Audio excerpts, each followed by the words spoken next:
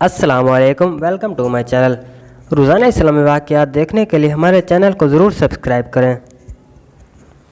تاریخی اعتبار سے اگر یوم عاشورہ کی تحقیق کی جائے تو مختلف تاریخی روایات اور کتب اس بات کی واضح نشاندہی کرتی ہیں کہ دنیا کے بڑے اور عظیم واقعات یوم عاشورہ یعنی 10 محرم الحرام کو رونما ہوئے۔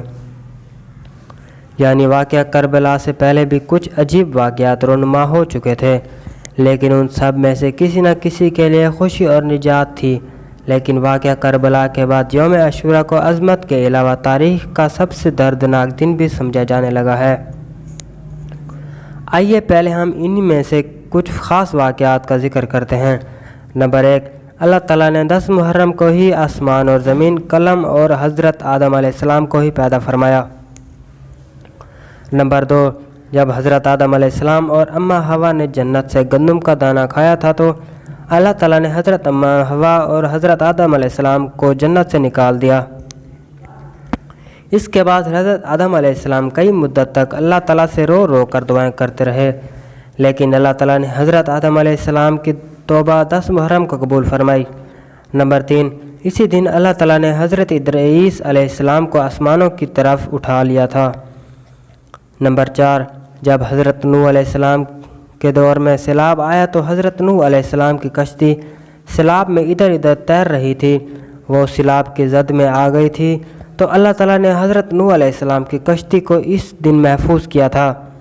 نمبر 5، اس دن اللہ تعالیٰ نے حضرت ابراہیم علیہ السلام کو اللہ تعالیٰ نے خلیل اللہ کے لقب سے نوازا تھا۔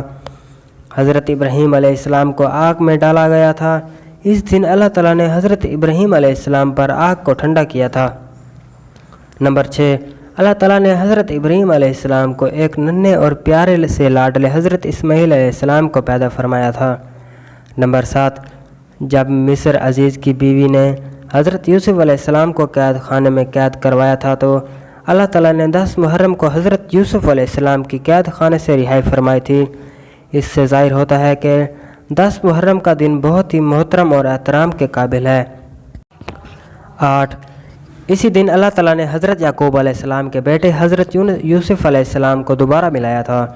9، جب فرعون نے حضرت موسیٰ علیہ السلام اور حضرت موسیٰ علیہ السلام کے پیروکاروں کو جان سے مارنے کے لیے ان کا پیچھا کیا تھا تو یہی وہ دن تھا جب اللہ تعالیٰ نے حضرت موسیٰ علیہ السلام کو فرعون کے ظلم اور ستم سے آپ علیہ السلام کو رہائی فرمائی تھی۔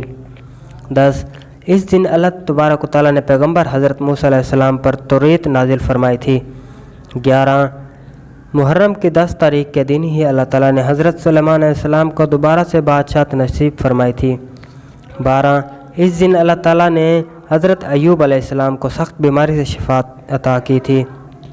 13، یہ وہی دن ہے جس دن حضرت یونس علیہ السلام کو 40 دن مچھلی کے پیٹ میں رکھنے کے بعد باہر نکالا گیا تھا۔ 14، اس روز اللہ تعالیٰ نے حضرت یونس علیہ السلام کی قوم کی توبہ قبول کرتے ہوئے اس قوم سے عذاب کو دور فرمایا تھا۔ 15، اس دن اللہ تعالیٰ کے نبی حضرت موسیٰ علیہ السلام کی ولادت ہوئی تھی۔ 16، یہ وہی دن ہے جب یہودیوں نے حضرت عیسیٰ علیہ السلام کو ہر طرح سے تنگ کر دیا تھا تو اللہ تعالیٰ نے حضرت عیسیٰ علیہ السلام کو یہودیوں کے شر سے محفوظ دلا کر آسمان کی طرف زندہ اٹھا لیا تھا۔ 18، خانہ کعبہ پر اسی دن نیا غلاف چڑھایا جاتا تھا۔ 19، اسی دن حضرت محمد صلی اللہ علیہ وسلم نے اپنی بیٹی اور حضرت فاطمہ کا نکاح مولا علی شیر خدا سے کیا تھا۔ 20، اسی دن بدبخت یزیدی فوج نے حضرت سیدنا مولا حسین کو میدان کربلا میں شہید کیا۔ 21، محرم کی 10 تاریخ کو ہی قیامت قائم ہوگی۔ کربلا ایک پیغام ہے، یہ صرف 10 دن کے لیے رونے کا نام نہیں، بے شک حسین کے لیے رونا بھی سنت ہے۔ حضرت سلمہ نے حضور اکرم صلی اللہ علیہ وسلم سے فرمایا، سلمہ آج ایک فرشتہ ملنے آ رہا ہے، بہت خاص، کسی کو اندر نہیں آنے دینا۔ حضرت سلمہ پیرے پر کھڑی ہو گئیں۔ تھوڑی دیر میں حسین آ گئے۔ چھوٹے بچے معصوم ابھی اندر جانے لگے، انہوں نے روک دیا تو وہ رونے لگے، وہ روئے تو انہوں نے چھوڑ دیا۔ تھوڑی دیر میں اندر سے میرے نبی کے زور زور سے رونے کی آواز آئی۔ سلمہ وہاں رہ نہ سکیں، بھاگ کر اندر چلی گئیں تو آپ نے دیکھا کہ رسول اللہ صلی اللہ علیہ وسلم نے حضرت حسین کو سینے سے چمٹا ہوا تھا اور سسک سسک کے رو رہے تھے۔ آپ کے آنسو آپ کے رخسار اور داڑھی کو تر کر رہے تھے اور آپ صلی اللہ علیہ وسلم خاص اپنی باہوں میں دبایا ہوا تھا۔ تو ام سلمہ نے عرض کی، میرے ماں باپ قربان یا رسول اللہ، کیا ہوا؟ آپ ایسے تڑپ کے کیوں رو رہے ہیں؟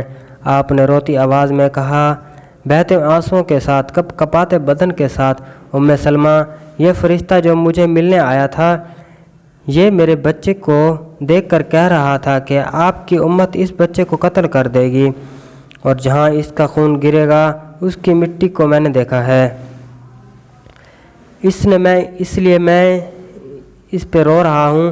اللہ اکبر! ابھی تو شہادت ہی نہیں ہوئی تھی، یہ تو ہمارے پیارے آقا سرور کائنات اتنے آنسو بہا دیے۔ کربلا کا واقعہ ایسا ہے کہ کوئی بھی چاہے تو پھر بھی اس کی آنکھیں آنسو بہانے سے نہ رہ سکیں گی۔ یہ اللہ کا نظام ہے، اس نے کربلا کے واقعے کو یوں کر دیا ہے کہ جیسے ہر سال آج ہی ہوا ہے، آج ہی حسین شہید ہو رہے ہوں۔ حضور اکرم صلی اللہ علیہ وسلم نے فرمایا کہ جو شخص عاشورہ کے دن اپنے اہل و عیال پر کھانے پینے کے سلسلے میں فراخی اور وسعت کرے گا تو اللہ تعالیٰ پورا سال اس بندے کے گھر میں رزق کا اضافہ کرتا رہے گا۔ اب ہم غلط باتوں اور کاموں کے بات کرتے ہیں جو محرم الحرام کے حوالے سے عوام کے اندر مشہور ہیں۔ اکثر لوگوں کا یہ کہنا ہے کہ محرم الحرام کے مہینے میں گوشت نہیں کھانا چاہیے کیونکہ اس سے گھر میں بے برکتی آتی ہے اور گھر میں اور نقصانات ہوتے ہیں، اور بعض لوگوں کا یہ خیال ہے کہ قربانی کا گوشت جو ہم فریج میں رکھتے ہیں وہ محرم الحرام کا مہینہ ختم ہونے سے پہلے ختم ہو جانا چاہیے۔ اگر قربانی کا گوشت محرم کے مہینے میں رہ جائے تو اس کے بے شمار نقصانات ہیں۔